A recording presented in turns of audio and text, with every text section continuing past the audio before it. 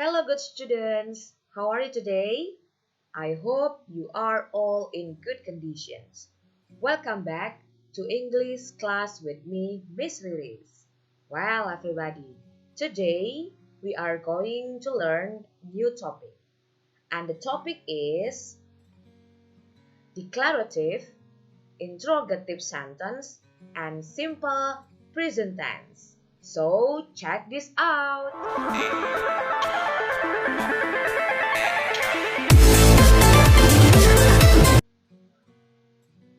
Well, good students, in our today's learning, there are three indicators that we are going to accomplish. Ada 3 indikator pembelajaran yang akan kita capai pada pembelajaran kita hari ini.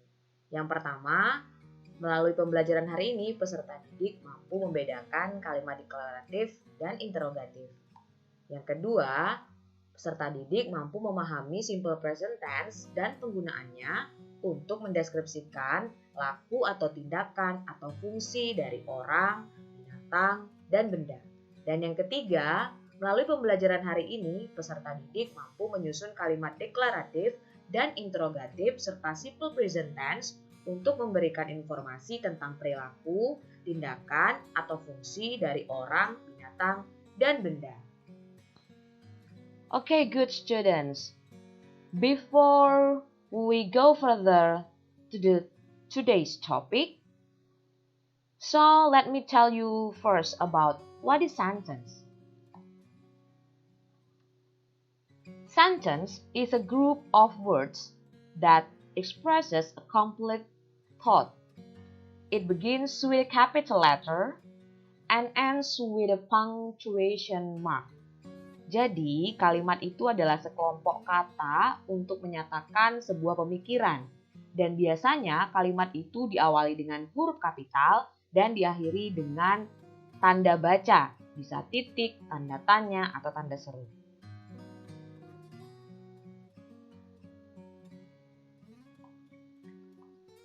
Well, now we talk about declarative sentence. Declarative sentence is a sentence that tells something and it ends with a period or full stop mark. Jadi, kalimat deklaratif itu merupakan kalimat untuk menyatakan sesuatu dan biasanya diakhiri dengan tanda baca yaitu tanda titik. Contoh, the cat plays in the yard. Every day, we learn at home. The television is new. Dan ketiga contoh kalimat ini harus diakhiri dengan tanda titik. Maka ini disebut sebagai declarative sentence. Sedangkan interrogative sentence is a sentence that asks questions and ends with question marks. Jadi, interrogative sentence itu adalah kalimat yang merupakan kalimat pertanyaan dan tentu saja diakhiri dengan tanda tanya. Examples. Do you bring a mask? Is she diligent? Is the dog funny? Dan ketiga contoh ini semuanya diakhiri dengan question mark atau tanda tanya. Now, let's learn how to change the sentence from declarative sentence into interrogative sentence. Sekarang kita belajar bagaimana caranya mengubah kalimat deklaratif menjadi kalimat interrogatif. Kalimat positif menjadi kalimat pertanyaan. So let's check this out. Ini contoh satu kalimat deklaratif. She is diligent. Dia rajin.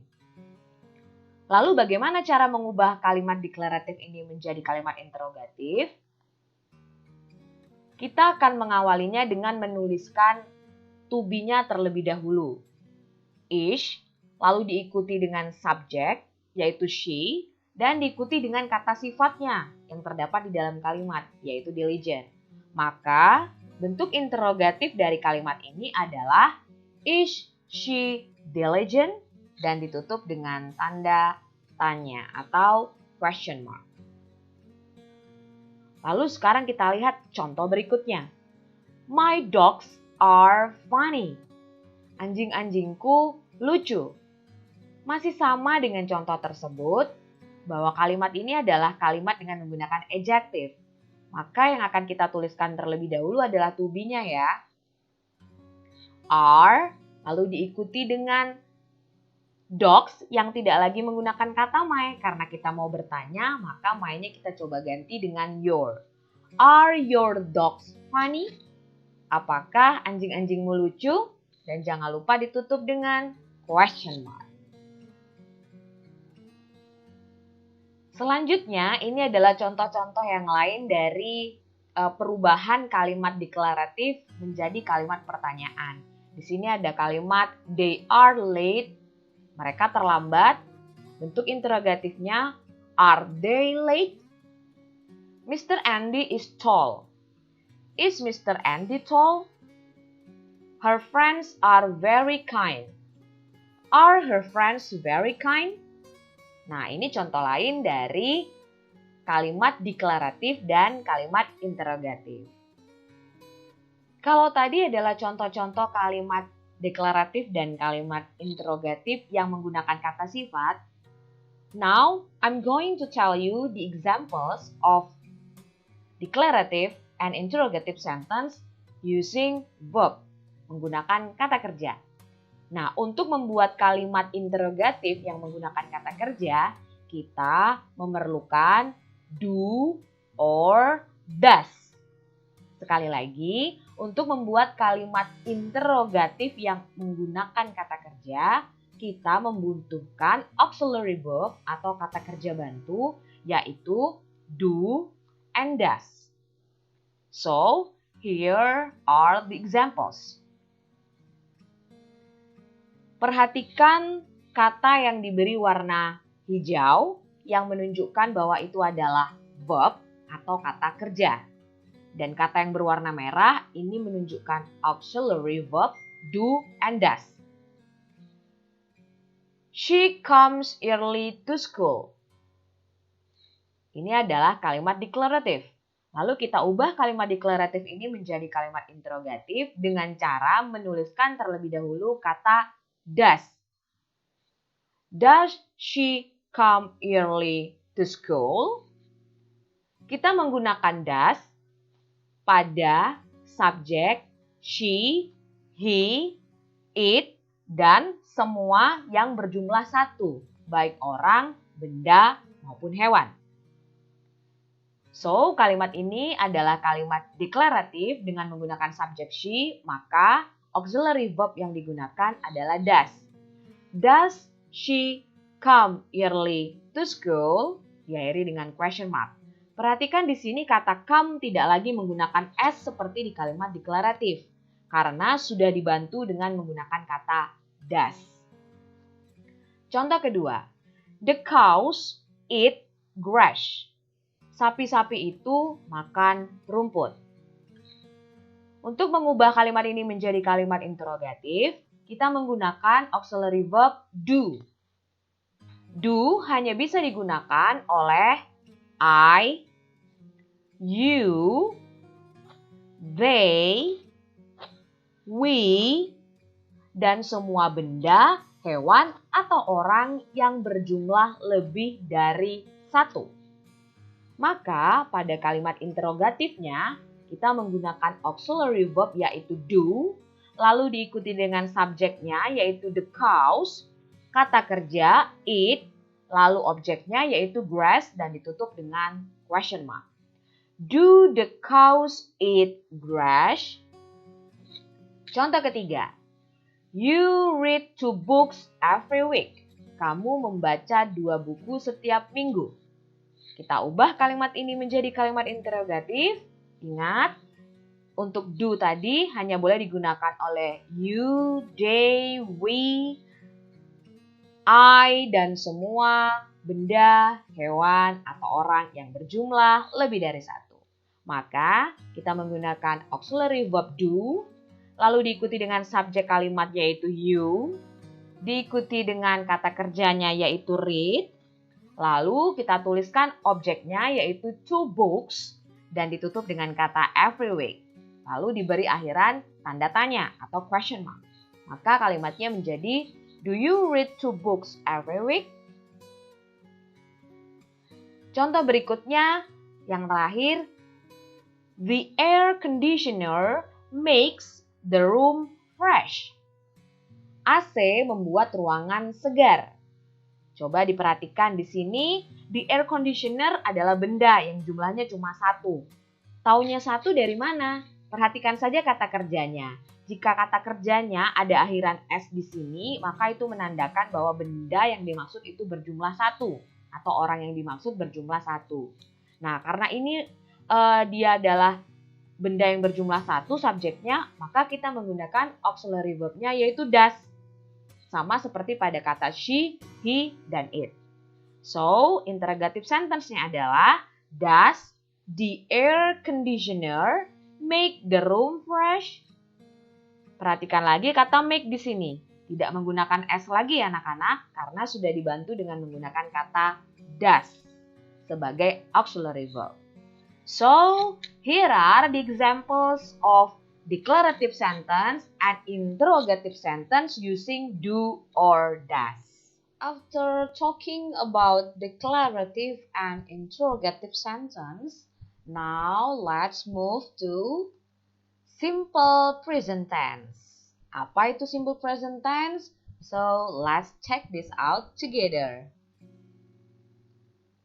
Simple present tense is a tense that we use to show an action which is happening now or happens regularly. Jadi, simple present tense adalah sebuah kalimat atau sebuah jenis kalimat yang digunakan untuk menunjukkan perbuatan atau tindakan yang sedang terjadi atau yang berhubungan dengan waktu di masa sekarang atau kegiatan itu dilakukan secara berkala atau secara rutin.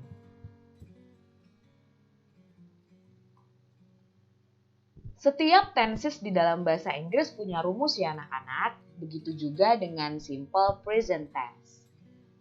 Here is the formula of simple present tense. Perhatikan tabel berikut ini. Pay attention to the following table. In English, there are 3 types of sentence. They are positive, negative, and interrogative. Positive is same with declarative, and interrogative sentence we have learned before this topic. Now, take a look on the following table. Di sini ada 3 jenis kalimat, yaitu positive, negatif, dan interrogatif. Lalu, ada 2 bentuk kalimat. Yang pertama ada verbal, dan yang kedua ada nominal. Kalimat verbal itu adalah kalimat yang menggunakan kata kerja atau verb. Miss Riri sudah menjelaskan kepada kalian in the previous meeting bagaimana membedakan antara kata kerja, kata benda, dan kata sifat kan? Nah, silakan diingat-ingat ya. Jadi kalau verbal itu adalah kalimat yang menggunakan kata kerja atau verb. Rumusnya di sini subject plus verb 1 plus S or ES. Contohnya, he writes a letter. Nah, nanti akan ada aturan bagaimana caranya menggunakan S atau ES ini di dalam kalimat positif simple present tense.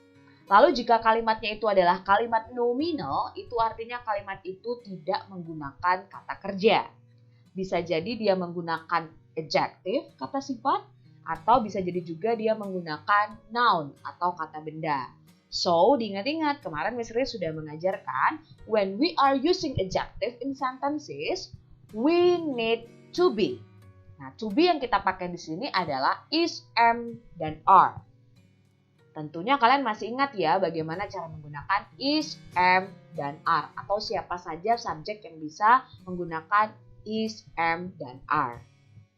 Contoh kalimatnya, she is a clever student. Atau she is clever. Itu juga bisa jadi contoh untuk kalimat nominal dalam bentuk positive. Lalu, bentuk yang kedua, kalimat verbal berjenis negatif atau kalimat negatifnya. Remember bahwa kalimat negatif itu adalah kalimat yang menggunakan kata not. Okay, so negative sentence is a sentence which is using not. Jadi menggunakan kata not. Untuk kalimat verbal, rumusnya adalah subject plus do or does plus not plus infinitive. Infinitive di sini maksudnya adalah verb atau kata kerja bentuk pertama. Jadi misalnya kalimatnya he doesn't write a letter. Oke, gitu ya jadinya contohnya. Ini ada kesalahan pengetikan sedikit. Ini harusnya doesn't ya, bukan don't. Lalu yang berikutnya untuk kalimat nominal masih sama, dia juga menggunakan to be, is, am, are, dan diikuti dengan not, lalu diikuti dengan noun atau adjective. Lalu yang terakhir interrogative sentence. Interrogative sentence juga bisa digunakan untuk kalimat verbal maupun kalimat nominal. Tadi sudah diajarkan ya di slide sebelumnya bahwa ketika kita menggunakan kata kerja dalam pertanyaan, maka kita perlu auxiliary verb yaitu do dan does. Penggunaannya tadi sudah Miss jelaskan. Do itu hanya dipakai oleh I, you, they, we, dan semua subjek yang berjumlah lebih dari satu. Sedangkan does dipakai oleh she, he, it, dan semua benda atau subjek yang berjumlah satu. Lalu diikuti dengan subjek, diikuti dengan kata kerjanya, lalu ditutup dengan tanda tanya. Kalau dia kalimatnya nominal, maka kita mengawalinya dengan menggunakan to be. Is, am, are, plus subject, plus nominalnya. Contoh, is he a clever student? Nah, inilah gambaran singkat mengenai the formula of simple present tense. If you are still confused, you can let me know later. Well then, now please remember these following points. Sekarang anak-anak perhatikan dan ingat baik-baik poin berikut ini. Berikut ini adalah rules pada kata kerja di kalimat positif yang diikuti jika subjek kalimat adalah satu orang, she, he, atau it, atau semua benda atau hewan yang berjumlah tunggal. Jadi ada aturannya untuk penggunaan kata kerja di kalimat positif khusus untuk jenis subjek ini. Jika subjeknya adalah satu orang atau she, atau he, atau it, maka kata kerja yang mendapat akhiran es adalah kata kerja yang berakhiran huruf s, ss, sh, ch, dan x. Contoh, Raymond crosses the street every morning. Cross di sini kita beri akhiran es karena kata cross itu berakhiran huruf ss. Sedangkan subjeknya adalah Raymond, nama satu orang. Maka di kata cross ini kita harus berikan akhiran es jika kalimatnya ini adalah kalimat positif. Jadi ingat-ingat ya anak-anak, these rules are for positive sentences. Jadi rule ini atau peraturan ini hanya berlaku untuk kalimat positif dengan subjek nama satu orang, she, he, atau it. Lalu rules yang kedua. Jika kata kerja berakhiran huruf y dan sebelum huruf y adalah huruf vokal, maka kata kerjanya diberi akhiran s. Tapi jika kata kerjanya berakhiran huruf y dan sebelum huruf y adalah huruf mati, maka kata kerjanya huruf y diganti i dan ditambah akhiran es sehingga menjadi es tulisannya. Kalau anak-anak masih ingat, ini aturannya mirip dengan pada saat kita mempelajari adjective. If you still remember, I have explained to you bahwa di kata-kata sifat kemarin ada yang diberi akhiran es atau s jika jumlahnya lebih dari 1. Dengan aturan yang mirip dan sama seperti ini. Jadi kurang lebih sama ya, hanya bedanya ini kata kerja. Lalu berikutnya saya akan membahas mengenai ciri-ciri simple present tense. Yang pertama, predikat kalimat menggunakan verb infinitif khusus untuk subjek, nama satu orang, she, he, dan it. Kata kerjanya mendapatkan akhiran s, es, atau es. Contoh, Tony often plays the piano. Ciri-ciri yang kedua, kalimat tanya dibentuk dengan menambahkan kata do atau does untuk kalimat verbal dan to be, am, is, are. Tadi yang sudah menjelaskan ya, untuk kalimat non-verbal. Sedangkan kalimat negatifnya menambahkan kata do not atau does not untuk kalimat verbal dan to be plus not untuk kalimat non-verbal. Ciri-ciri ini silakan diingat supaya anak-anak tidak bingung nanti pada saat menggunakan atau membuat kalimat simple present tense. Lalu ciri-ciri yang keempat, apabila kalimat verbal telah menggunakan kata does atau does not, maka huruf akhir dari kata kerja sekalipun subjeknya itu adalah orang pertama tunggal yaitu she, he, it atau nama satu orang, kalau kata does sudah keluar, tolong diingat bahwa kata kerjanya tidak perlu lagi ditambah s, es atau is. Dan ini terjadi pada kalimat bentuk negatif atau kalimat bentuk interrogatif. So, here are the characteristics of simple present tense. Silakan dihafalkan and pastikan kalian memahami. They play basketball every Sunday. They play. Perhatikan kata kerjanya play, tidak diberi s karena subjeknya adalah they. Sarah is a good girl. Sarah adalah seorang anak yang baik. Sarah menggunakan to be is. Jane works hard. Work-nya di sini menggunakan s ya anak-anak karena subjeknya adalah seorang perempuan yaitu Jane. Maka kata kerjanya harus diberi akhiran s untuk kalimat positif dalam simple present tense. And then the examples of negative sentence. Jane doesn't work at all. Jane doesn't work hard at all. Jane pasangannya dengan kata does karena Jane di sini adalah orang pertama tunggal. Lalu does not boleh ditulis does not atau disingkat saja seperti ini. Doesn't menggunakan apostrof atau tanda petik dan diakhiri dengan huruf T. Boleh juga atau mau pakai does not juga nggak apa-apa sih. Jane doesn't work at all. They don't have any money. I don't need help. I don't need his help. Jakarta is not in Singapore. Is not. Jakarta itu kan nama kota ya, nama satu kota. Nah, anggap saja ini adalah benda. Maka menggunakan to be yaitu is. Ikuti dengan kata not. Is not in Singapore. Here are the examples of positive and negative sentences in simple present tense. Now, take a look on the next examples. The last examples is for interrogative sentence. Contohnya di sini, does Bill jog on Sundays? Apakah Bill jogging setiap hari-hari Minggu? Nah, di sini menggunakan kata does karena subjeknya adalah Bill yang merupakan orang pertama tunggal atau nama satu orang. Di kata jog tidak perlu lagi diberi akhiran s karena sudah ada kata does yang membantu. Begitu juga dengan kalimat lainnya, misalnya, can you live without water? At what time do you usually eat dinner? At what time do you usually eat dinner? Dan yang terakhir, what does Harry do for a living? Apa does Harry do for a living? Apa yang dilakukan Harry untuk hidup? Does ya, tetap menggunakan does. Do di sini maksudnya adalah melakukan, kata kerja ya. Nah, ini contoh dari interrogative sentence. And the last is the functions of simple present tense. Yang pertama, simple present tense itu untuk menunjukkan general truth.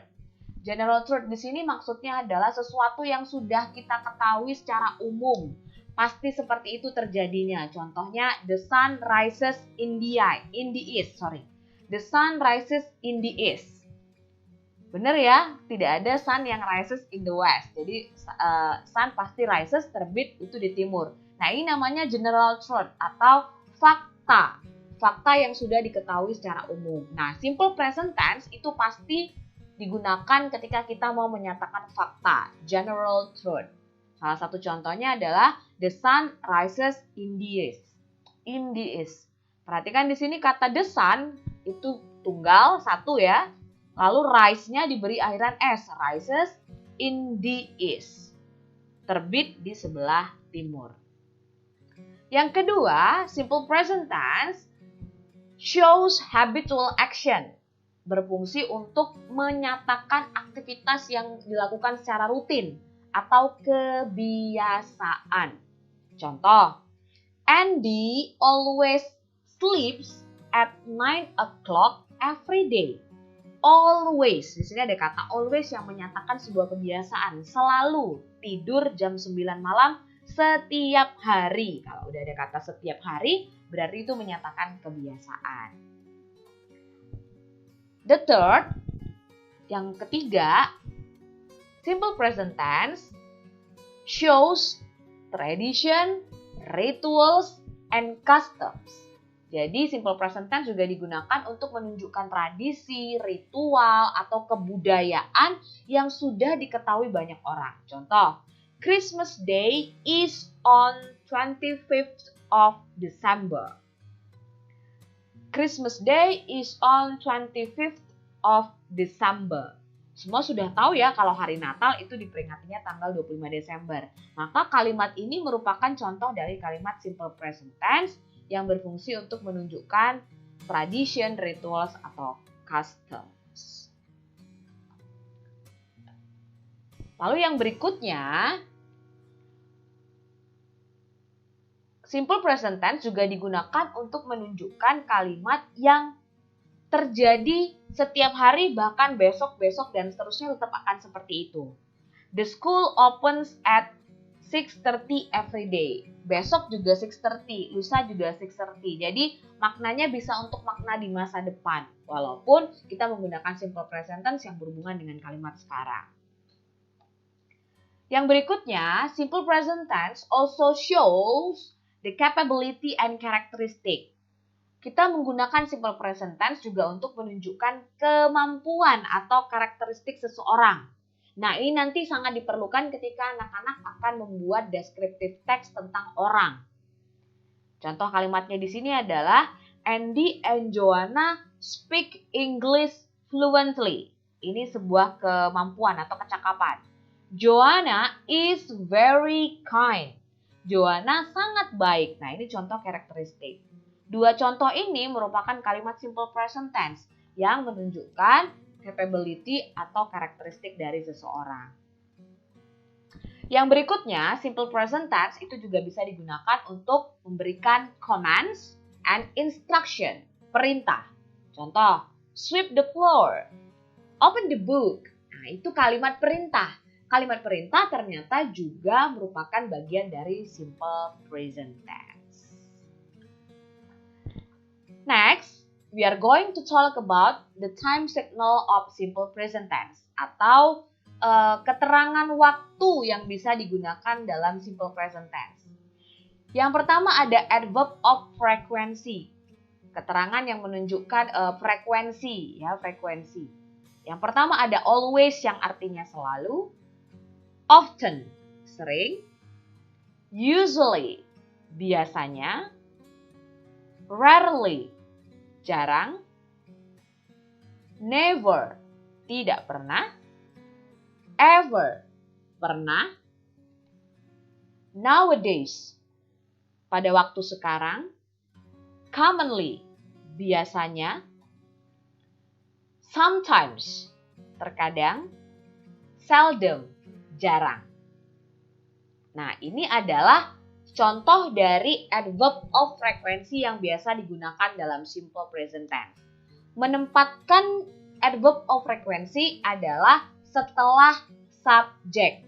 Jadi letaknya setelah subjek. Misalnya, I always wake up early every day. Perhatikan kata always-nya diletakkan setelah kata I. Jadi penggunaannya seperti itu ya anak-anak.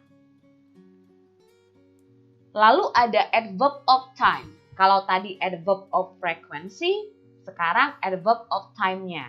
Menunjukkan waktunya seperti apa sih adverb of time untuk menunjukkan waktu bahwa kalimat itu adalah simple present tense.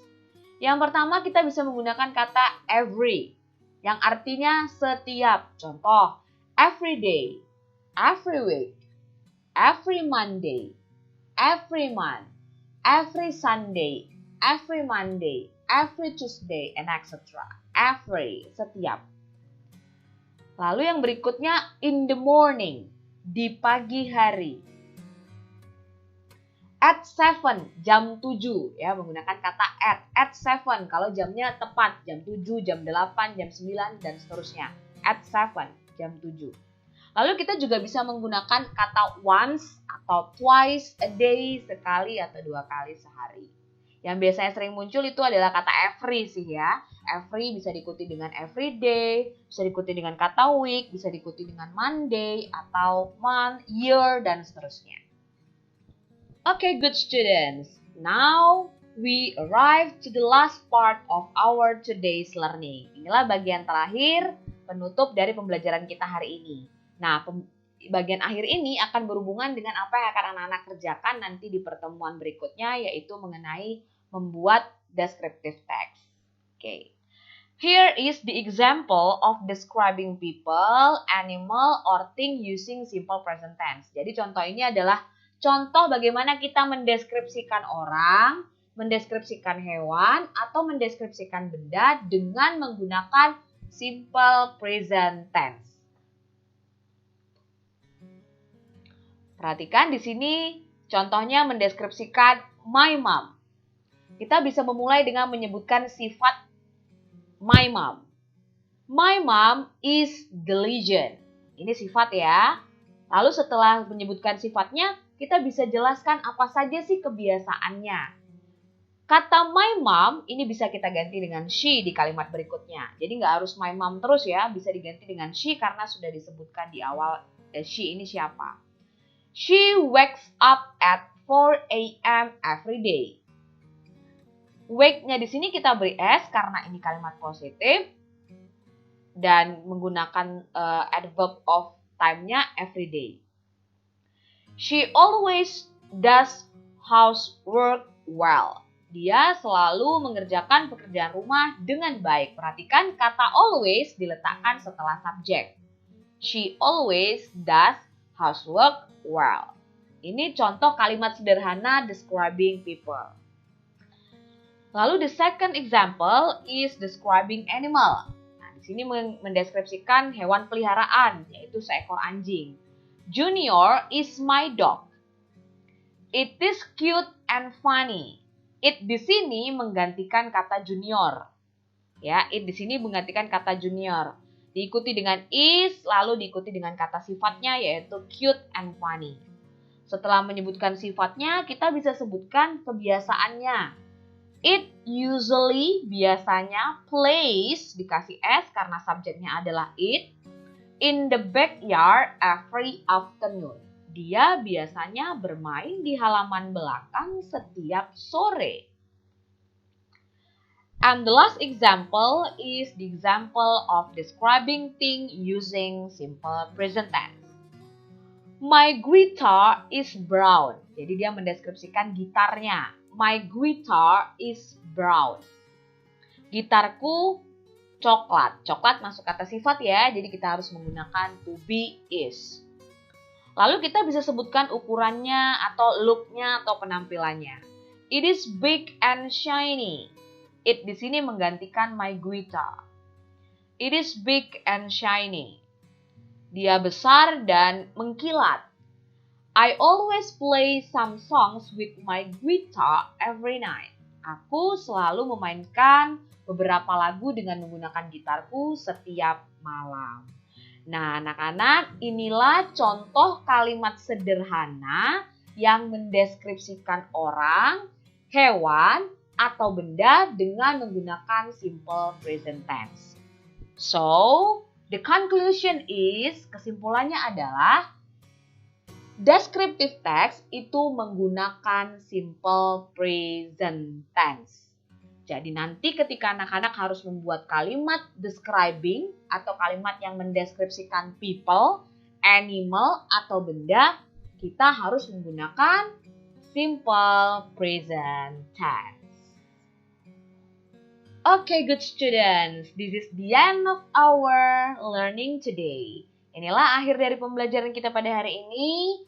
Don't forget to watch again the video if you still confused. And you can also ask me some questions if you are still confused with I have talked to you. The last but not least, I would like to say thank you for your attention. I'm sorry if in my explanation there are a lot of mistakes. Goodbye and see you in the class with me, Miss Riris. Bye-bye.